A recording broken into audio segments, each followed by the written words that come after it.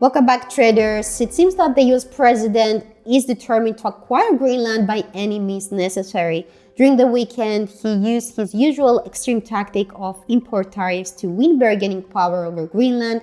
Specifically, he threatened a 10% import tariffs on goods coming from European countries which support Greenland, taking effect on February 1st.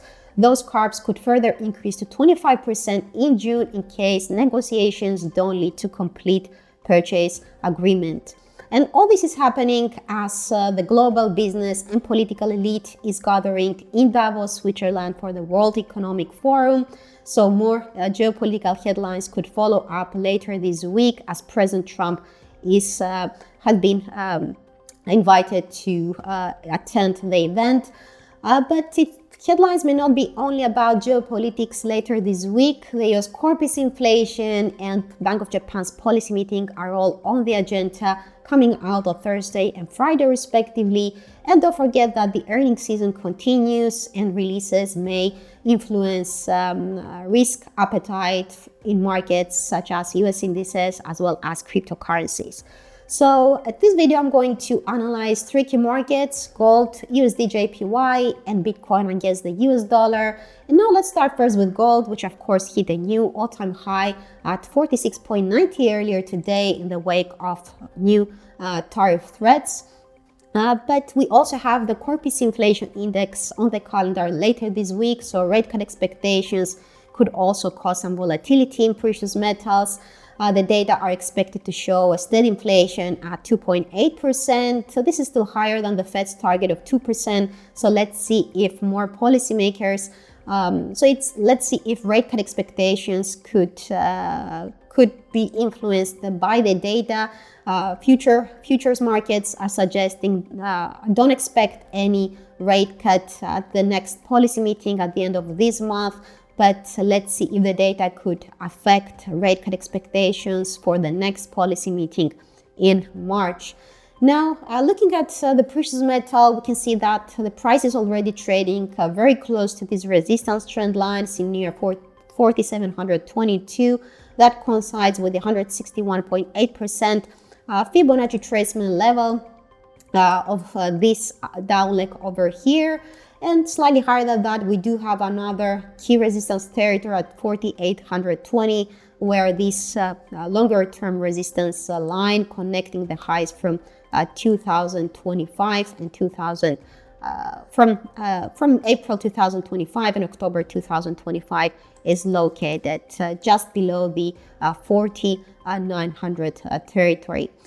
From a technical perspective, while looking at the RSI, the stochastic oscillator, we can say that the market is looking overbought. Both the RSI and the stochastic oscillator are above 70 and 80 respectively. So room for improvement could be limited, and a pullback may not be a huge surprise, particularly if geopolitical tensions is during the World Economic Forum. So let's see if discussions there could actually bring some relief. In the event of a pullback, I expect selling pressures to strengthen once the price falls below 4,600.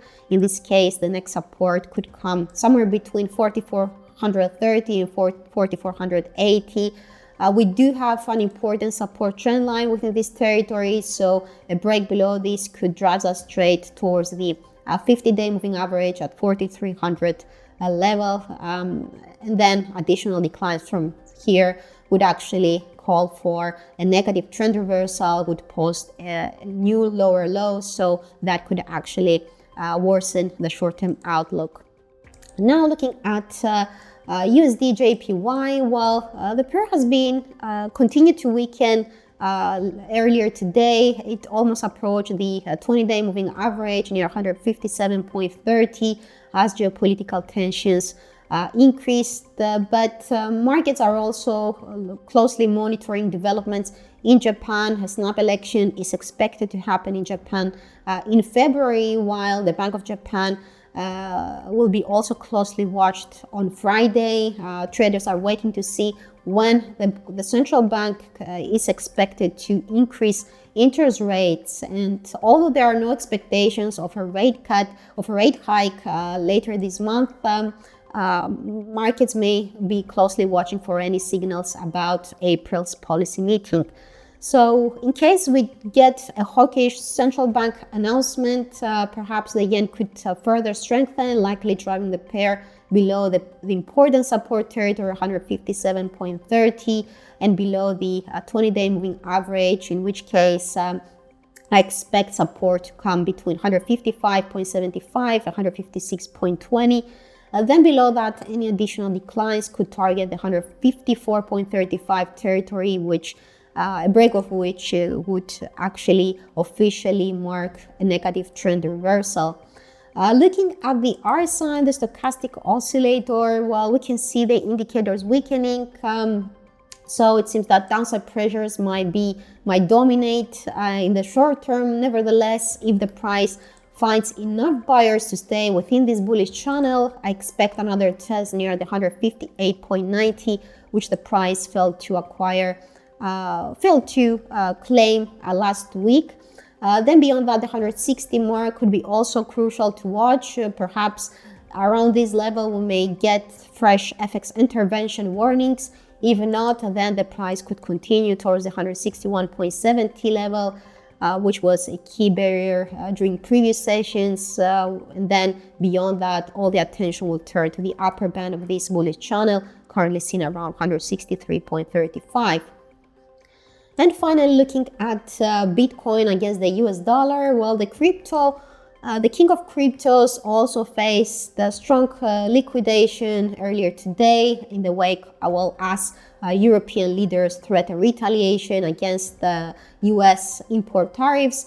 The price fell towards the 92,300 territory, reaching its 20-day moving average after failing to cross above 97,925 territory, where the 38.2% Fibonacci retracement level of this down leg is placed.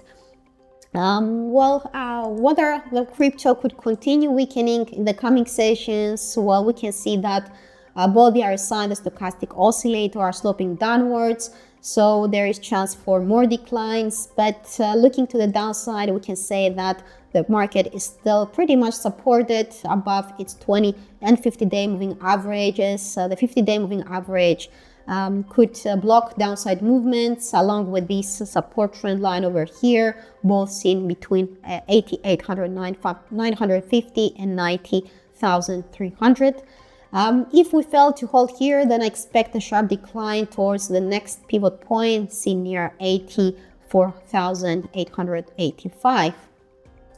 Now, if upside pressures resume, and I can't rule out this case since we still have a bullish crossover between the 20 and 50-day moving averages, so a positive trend continuation could still be the case in the short term, especially if the price manages to rise back above the 95,500 level. In this case, we could see another test near this resistance line at 98. Probably near the 98,880 mark, and then beyond that, the rally could rise exponentially towards the 50% Fibonacci mark of 103,800, or even touch the 200-day moving average at 105,660. Well, the earnings season continues, so tech releases could actually fuel more volatility in both US indices. So given the strong correlation between cryptos and Wall Street, Bitcoin could also get some movement later this week. And we do expect some regulatory reviews from Senate at the end of this month. So overall, volatility could hit Bitcoin and other crypto markets as well. So that's everything I wanted to share with you guys. If you liked my video, please subscribe and follow up for more technical updates. Thank you for watching, and wish you have a great trading session. Bye bye for now.